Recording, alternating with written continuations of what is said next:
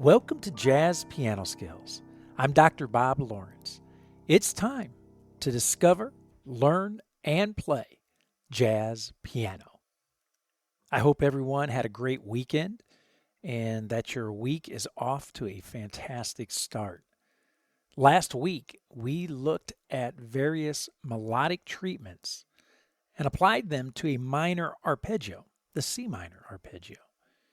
We explored the various ways that jazz pianists throughout history, the last 100 years, have traditionally harmonized, orchestrated melodies. We looked at their melodic treatments.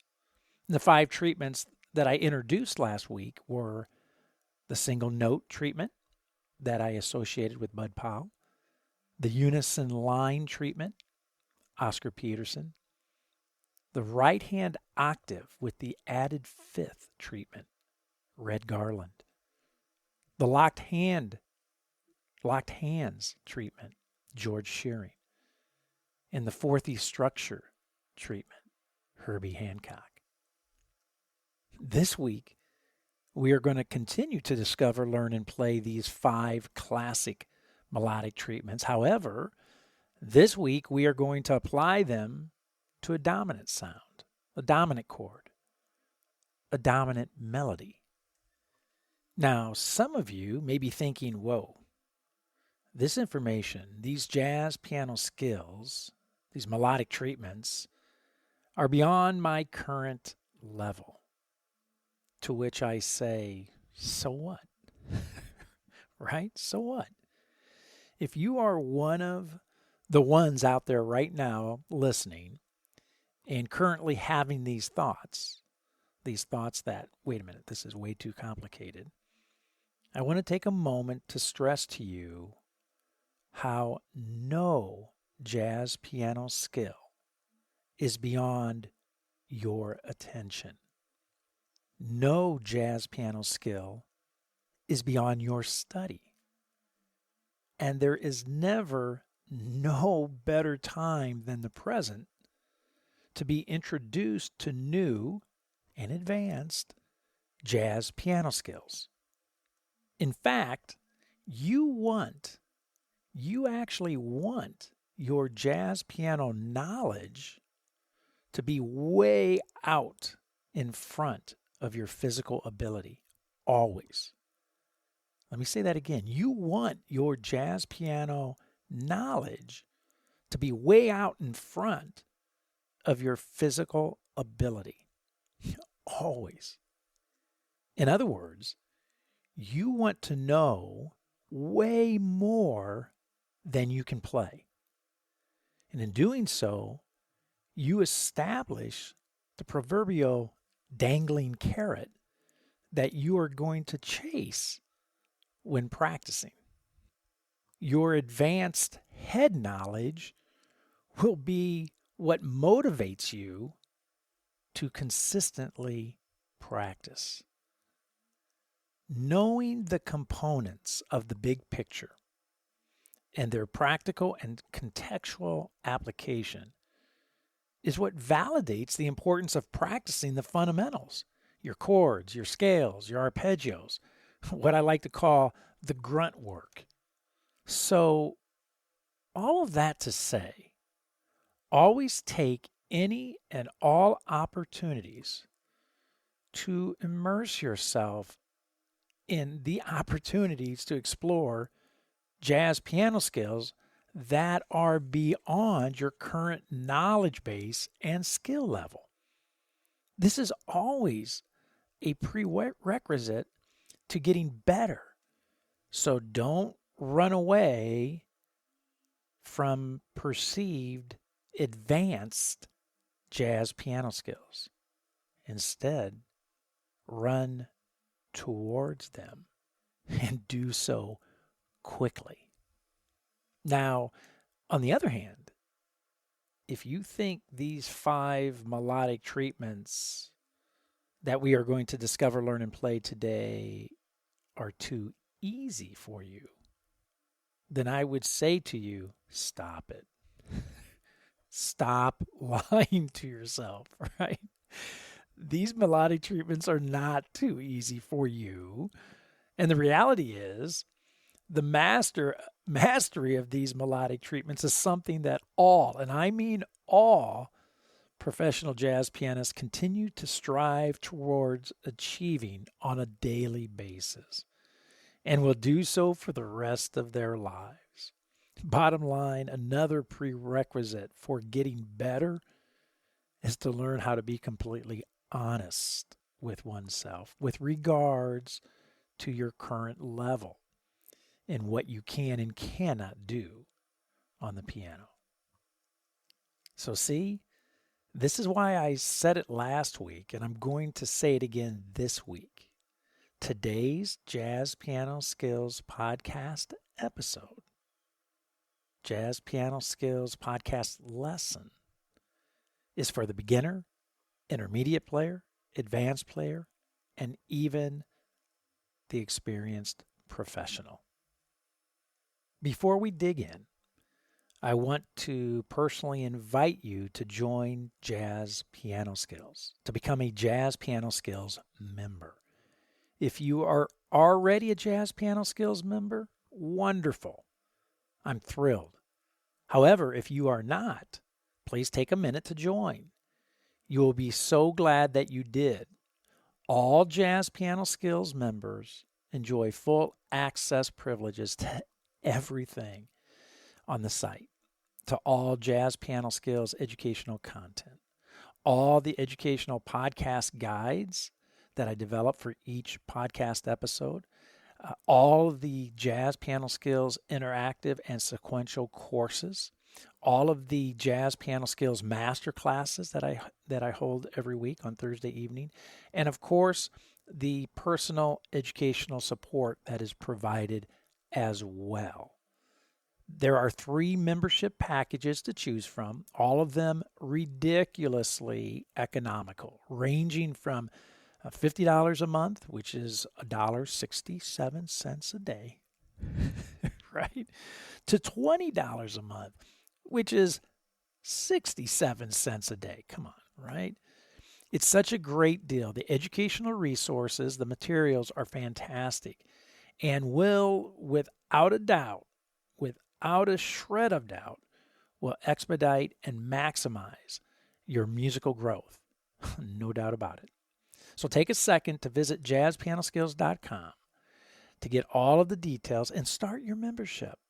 I look forward to getting to know you and helping you in any way that I can to become an accomplished jazz pianist. Okay, it's time to discover, learn, and play dominant arpeggio treatments. So today, you are going to discover 5 dominant arpeggio treatments.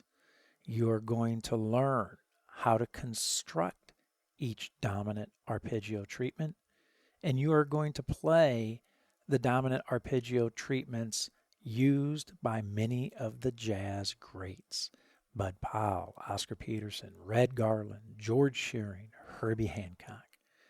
So again, regardless of where you are in your jazz journey, a beginner, an intermediate player, advanced player, or even an experienced professional, you will find this Jazz Piano Skills podcast lesson exploring dominant arpeggio treatments to be very beneficial.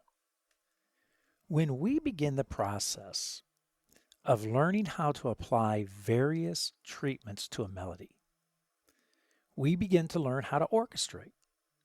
And as defined last week, to orchestrate is the ability to arrange or direct the elements of a situation to produce a desired effect. In other words, we become an artist. We begin to take an artistic approach to the music we play. And this, of course, is our ultimate goal. You study music because you want it to be an artistic endeavor, because it is an artistic endeavor. It's an artistic outlet. It is a way for you to be expressive. And I said it last week, it's a way for you to be you. So when you begin to move beyond what I called last week the dot button approach to music, right? That when you're looking at a piece of music, that note, that dot means to push that button. And that note, that dot next to it, means to push that button.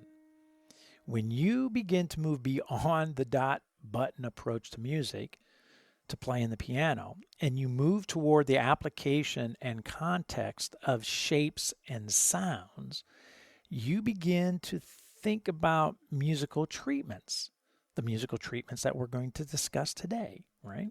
You begin to think like an artist. So we are going to begin this journey today with the very first treatment, the single note treatment. And I'm going to be modeling everything using the F dominant 7 chord today. So I am going to be focusing on the root, the third, the fifth, and the seventh. F, A, C, E flat, F dominant. And the single note treatment it's pretty straightforward, right? It's your ability to play that sound, that dominant sound, the F dominant sound, the root, third, fifth, and seventh, ascending and descending with ease, right? With ease and making it sound musical and not like an exercise. So what I'm going to demonstrate now is just simply practicing ascending and descending the F dominant sound, the root, third, fifth, and seventh, focusing on playing with a really nice feel, a really nice articulation. And again, I'm going to, when you hear me play this, you're going to hear me play it first using half notes, then quarter notes, then eighth notes, followed by a little improvisation. Now, when I practice arpeggios, I do not just practice going up, coming down, going up, coming down, right? That would be like an exercise. Instead, what I do is I'll practice ascending motion. When I get to the top, I will rest for a measure in order to make some assessments. What did I do good? What was bad? What was ugly? What adjustments do I need to make, right? Then I'll play the arpeggio descending. And when I get to the bottom, again, I take a moment of rest, like a measure of rest, and I go through the assessment process again. What was good? What was bad? What was ugly? What needs to be changed? What adjustments need to be made? This is called practicing, right? My mind, my ears, and my hands are all actively engaged and in sync, interacting with one another, making these assessments. It's called practicing. If any one of those components, mind, ears, hands, are not actively engaged, you're not practicing. You're going through motions, and you are not practicing, and you will not achieve the goals that you're hoping to achieve. So when I bring the ensemble in here, I'm going to practice my F dominant sound, single note treatment, right? I've just got my voicing in my left hand. Any voicing will do. If you want to do a traditional shell, you can. A contemporary shell, if you want to do just a straight up block voicing, you can do that. So some voicing in your left hand, and I'm going to practice ascending and descending on that F dominant. I'm going to use half notes the first time, quarter notes the second time, eighth notes the third time, then a little improvisation using only those notes, right? Now, keep in mind, I'm only going to do the half note, use half notes one time. But if I was practicing, I would do it several times. I'm going to play quarter notes one time. But if I was practicing, I would repeat that several times. And the same with the eighth notes. You're going to hear it just one time. But in reality, I would be going through that sequence multiple times when practicing. So okay, so let's bring the ensemble in. Let's listen to the single note treatment of the F dominant sound, ascending and descending through the root, third, fifth, and seventh. Let's check it out. Here we go.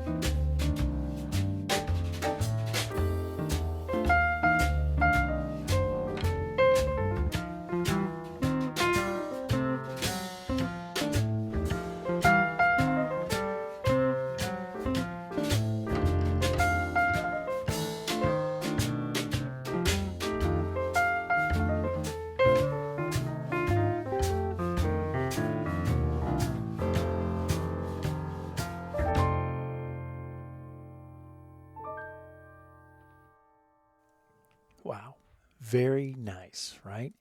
Some thoughts, okay, just some thoughts. Number one, you can make a whole lot of music, right? Just using the root, third, fifth, and seventh of a sound.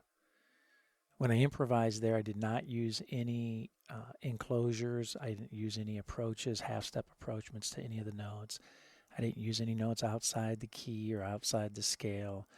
In other words, I didn't do any fancy smancy stuff. I was just using the notes of the sound. And you can make a whole lot of music doing just that.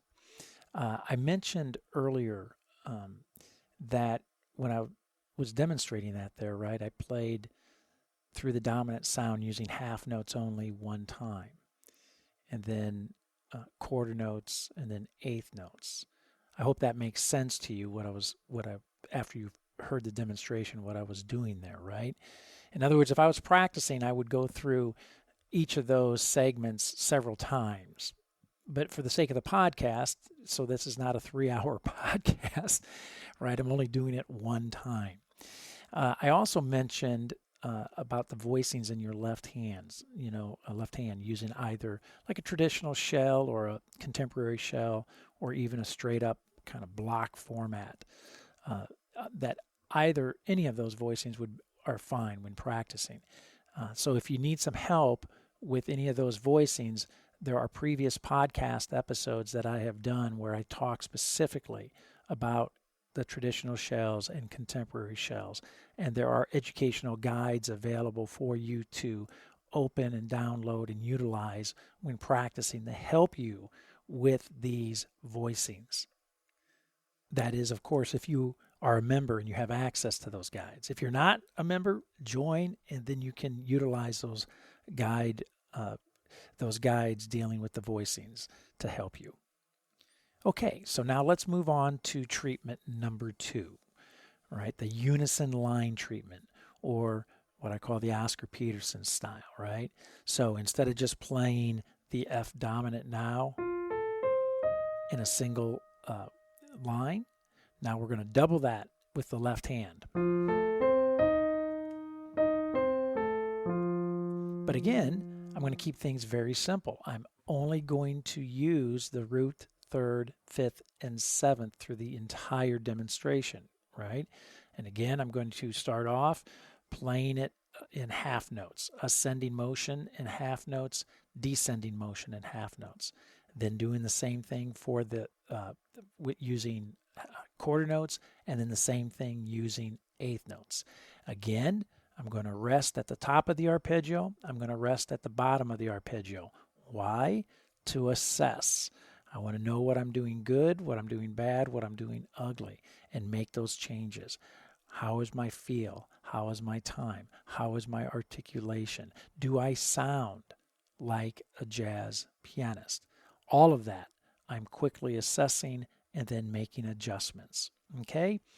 So now let's bring the ensemble back in and let's listen to our F dominant arpeggio using the octave unison octave treatment between the two hands, the Oscar Peterson style. Okay, let's check it out, then we'll talk about it. Here we go.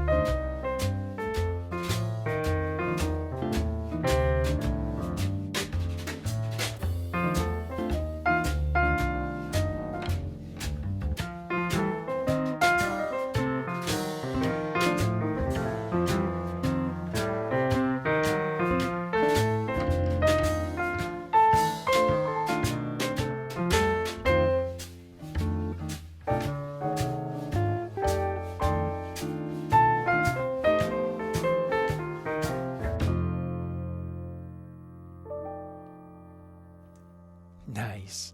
You know, it never ceases to amaze me by just doubling the melodic line between the two hands, an octave apart. Or you can spread it out even further, right? 2 octave apart. But I would just keep it an octave apart for right now. But it never ceases to amaze me when doubling the melodic line an octave apart, how that radically changes the sound of the melody that we're playing. Whether that melody be a arpeggio or maybe the melody of a tune. Like, for instance, if you take Duke Ellington's A Train.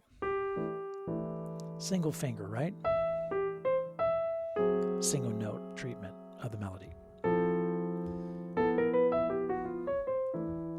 Now, what if I double that melody? Listen how different that sounds. Changes everything, right?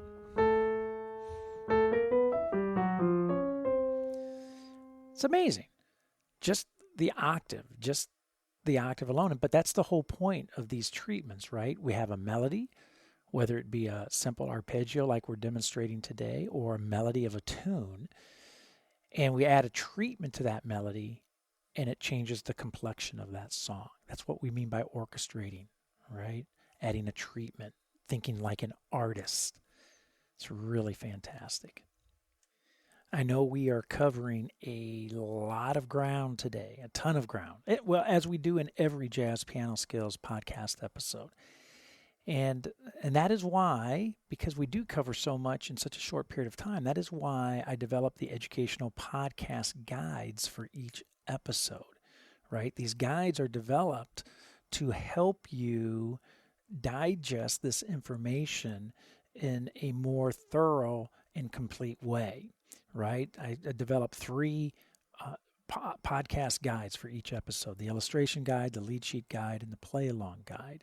And again, if you are a member of Jazz Piano Skills, you have one-click access to these amazing resources, right? They're there waiting for you to utilize.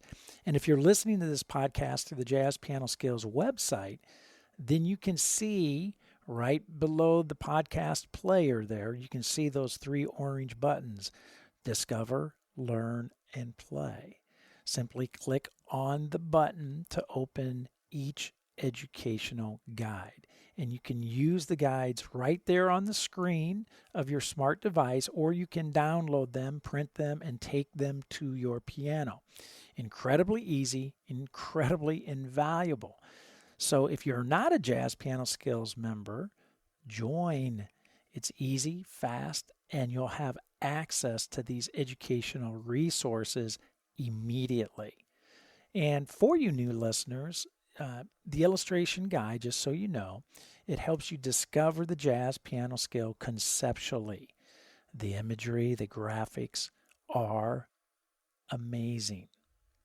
Your physical growth as a jazz pianist depends 100% on your mastery of the jazz piano skills mentally.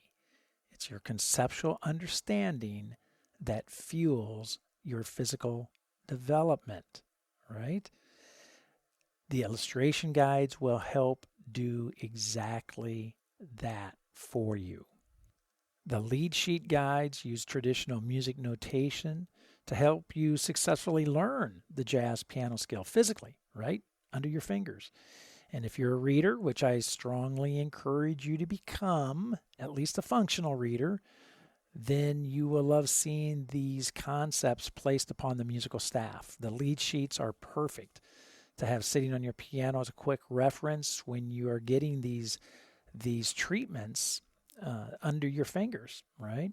So there are 12 lead sheets for each podcast episode, for each jazz piano skill, right? One for each of the 12 keys. So I just don't demonstrate in one key, right? But the guides, all of the guides, the illustrations, the lead sheets, the play-alongs, they're all laid out in all 12 keys. And speaking of the play-along guide, the play-alongs are perfect to help you successfully play these treatments or the jazz piano skill being taught in the podcast episode. The play-along tracks will help you develop a strong sense of internal time, plus the proper jazz feel and articulation. I say it all the time, a teacher cannot teach you these essential elements of playing jazz piano. You must experience them in order to properly develop them. And there's no better way to do this than to use quality play-along tracks. Bottom line, as a Jazz Piano Skills member, you should be using these educational podcast guides, these educational resources to expedite and maximize your musical growth. Additionally, as a Jazz Piano Skills member, if you ever need help, right? If you ever need help, I'm always one click away. You can send me a quick voicemail message using the SpeakPipe widget that is nestled directly beneath each podcast player on the Jazz Piano Skills website. Send me a voice message and I will send you one back with an answer. It's cool technology. Don't be a scaredy cat.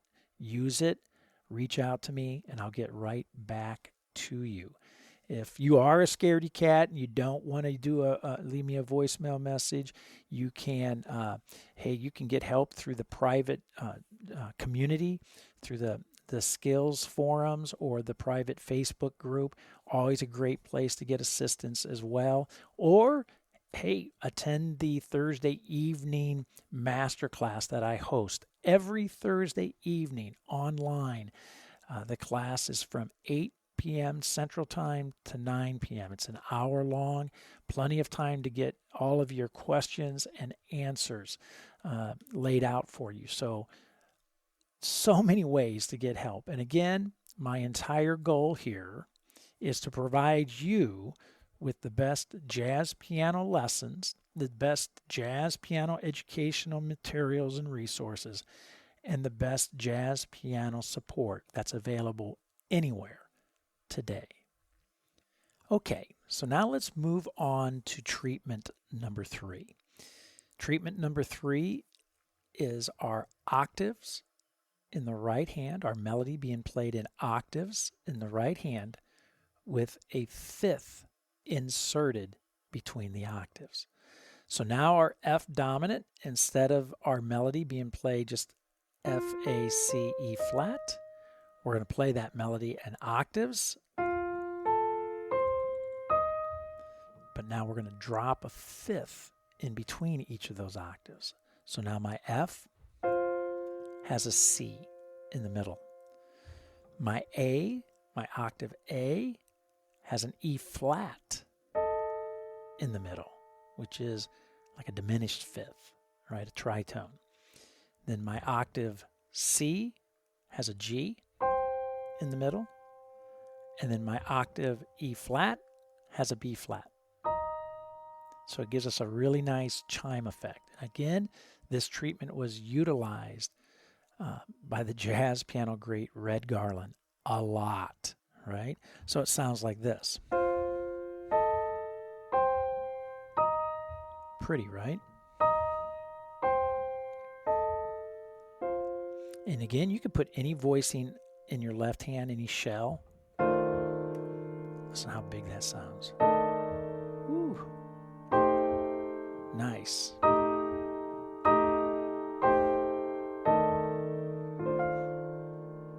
What a sound. So let's bring the ensemble in and let's listen to this. And again, I'm going to practice ascending and descending through the arpeggio, through the melody, using this octave with the added fifth treatment, using half notes first one time, then followed by quarter notes, then eighth notes, and then a little improvisation. Okay? And again, when I'm improvising, I'm only using the notes of the arpeggio, the F, the A, the C, and the E flat. So let's bring our ensemble in, let's check it out, and then we'll talk about it. Here we go.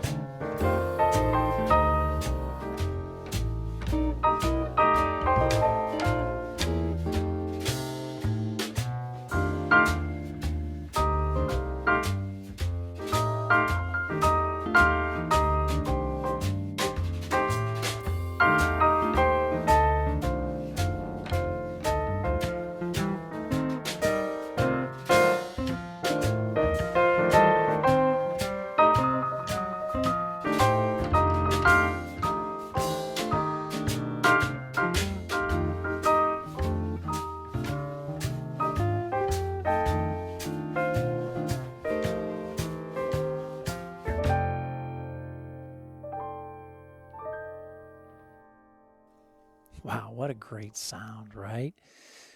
You know, earlier I demonstrated the single note treatment and the unison treatment on A train. Well, listen to this. If I did the same thing here, if I added this octave with the fifth and played a little bit of the melody of A train. Wow. How about a little Oscar? Right? So there you see those two treatments side by side. You see the Red Garland, the octave with the fifth in the middle, followed by the unison line, the Oscar Peterson treatment that we discussed earlier. You see how that those contrasting treatments really transforms the melodic line, right? When you orchestrate, wow, it takes your playing to another level. So let's continue the fun here, right? Let's go on to our fourth treatment, the locked hand style. And again, this style is always associated with the jazz great George Shearing. So now we're going to play our melody, our arpeggio in octaves, but we're going to split that octave between our right hand and our left hand. So in my left hand, I'm playing my F with my thumb. I'm playing the octave above with my right hand, my little finger. So I have octaves split between both hands. And I'm going to, in between those octaves, fill in with additional notes of the chord or the scale. Okay? So between my Fs, I'm going to have A, C, and E flat. Now I'm going to go to my A's. I'm going to have in between my A, octave A's, C, E flat, F. My C, octave C. In between my octave C, I'm going to have E flat, F, and A.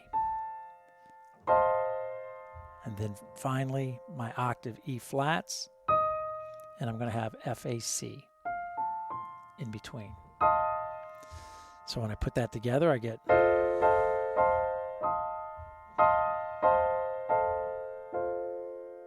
right? What a pretty sound.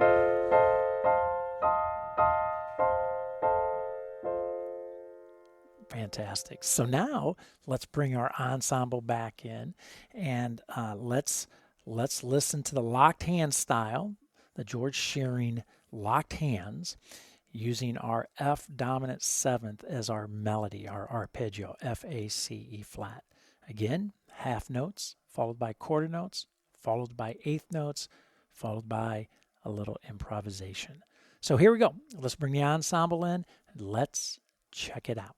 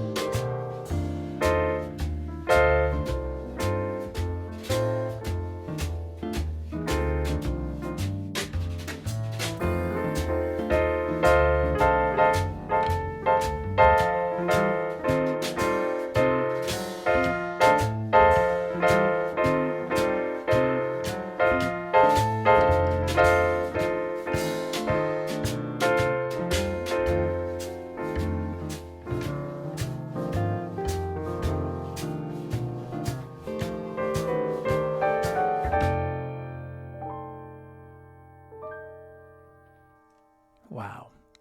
I absolutely love the locked hands treatment. You know, let's go back to A Train for a second. So, single note.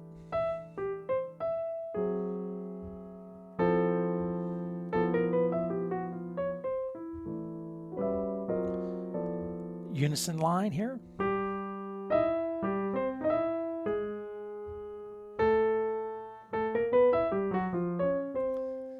Going into the bridge, how about a little George Shearing, locked hands? How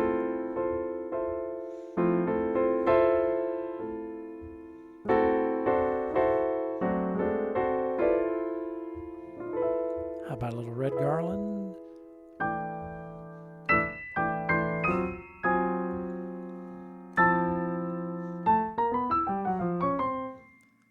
Wow. You see the difference? You see what it does to a melody when we can start adding various treatments to the melody while we're playing? When we can start to orchestrate a melody, we can think like an artist. Changes everything. I mentioned earlier the educational podcast guides, the illustrations, the lead sheets, the play-alongs that are available for all JazzPianoSkills members to use. And I strongly suggest that you do. They're invaluable. And again, they will expedite and maximize your musical growth and help you successfully digest today's lesson. But I also want you to check out the Jazz Piano Skills courses. And again, they are easily accessible for all Jazz Piano Skills members, right? The Jazz Piano Skills courses make up a tremendous sequential jazz curriculum that utilizes a self-paced format packed with all kinds of phenomenal goodies. Detailed instruction and illustrations, in-depth educational talks, interactive learning media, traditional guides and worksheets that you can download and utilize as well, high definition video demonstrations of me playing the Jazz Piano Skills in all 12 keys, play along tracks, lead sheets, professional and personal educational support, and of course, mobile access to all of the courses and lessons using any of your smart devices, whether it be your desktop or laptop, your tablet, your phone, your TV, or your watch. So check them out. Be sure to check out the Jazz Piano Skills courses. Again, if you are a Jazz Piano Skills member, you should be using these courses, right? And these lessons. They're there for your benefit. So check them out at jazzpianoskills.com. Okay, our final treatment, melodic treatment for today, we're going to take a look at fourthy structures, right? Kind of a Herbie Hancock approach to treating a melodic line. So now we're going to take our F dominant melody, our F dominant arpeggio, our F, A, C, and E flat, but we are going to support that melody with fourths underneath it. So for example, our F, I'm going to start with my F in my right hand. It followed with a C directly below it, followed by a G directly below that, followed by a D below that. In my left hand, the D is played in my left hand, followed by an A in my left hand. So I have three notes in my right hand, F, C, G, and in my left hand I have D and A, right? If it's easier to think left to right, my left hand's going to have A, D.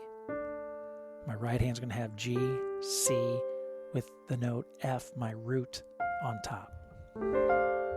Okay? 5 notes total. I'm going to go to the third, my A, directly beneath it, F, which is a third, okay? But then everything else underneath that is a fourth. So now I have a C, followed by a G in my left hand, followed by a D in my left hand. Again, from left to right, in my left hand, I'm going to have D and G. My right hand, C, F, A. So my third, my melody, is on top. Next, I have my fifth, my C. Directly below that, G. Directly below that, D. All fourths. Now my left hand, A, which is a fourth from the D, followed by E flat. So again, going from left to right, E flat and A in my left hand, and in my right hand, D, G, C. Right? And then finally, the seventh, the E flat is on top. Directly below that, B flat. Directly below that, F in my right hand. My left hand is going to have a C in my thumb there, and then a G, another fourth below. Again, moving from left to right, my left hand will have a G and a C, followed by F, B flat, and E flat in my right hand. So when I put that melody together, that arpeggio together, it's going to sound like this.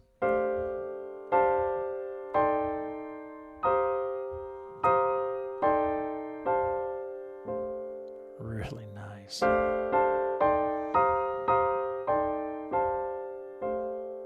What a sound. Very different, right?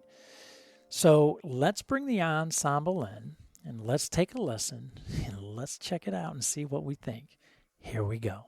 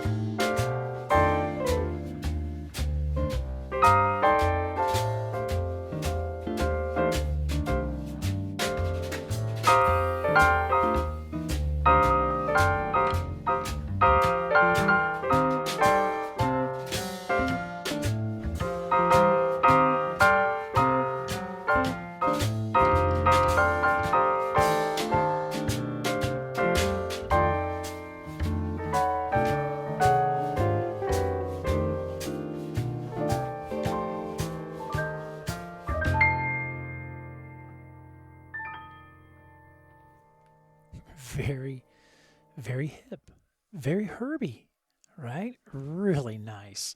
Again, I know that's a lot right there to throw at you, but in the illustrations, in illustration guide, the lead sheet guide has these voicings all mapped out for you, not just for F, but for all 12 keys. So Jazz Piano Skills members, use the lead sheets guide, right? They will be a great help, especially with these 4th structures. Wow. We have covered a ton of ground, a lot of information, right, in this short podcast. So I hope you have found it to be incredibly insightful and beneficial, taking time to explore the dominant arpeggio treatments. Don't forget, if you are a Jazz Piano Skills member, I will see you online Thursday evening at the Jazz Piano Skills Masterclass, 8 p.m. Central Time, to discuss this podcast episode lesson in greater detail and to answer any question that you may have about the dominant arpeggio treatments or any questions that you may have regarding the study of jazz piano in general. Also, as a Jazz Piano Skills member, be sure to use the educational podcast guides for this podcast lesson and the Jazz Piano Skills courses to maximize your musical growth. Likewise, make sure you are an active participant in the Jazz Piano Skills forums and private Facebook group. Get involved and make some new jazz piano friends. As always, you can reach me by phone, 972-380-8050, extension 211, by email, Dr. Lawrence, Dr. Lawrence at jazzpianoskills.com, or by SpeakPipe, found on the Jazz Piano Skills website, in the educational podcast guides, and throughout the Jazz Piano Skills courses. Well, that's it for now. And until next week, enjoy the journey, and most of all, have fun as you discover, learn, and play jazz piano.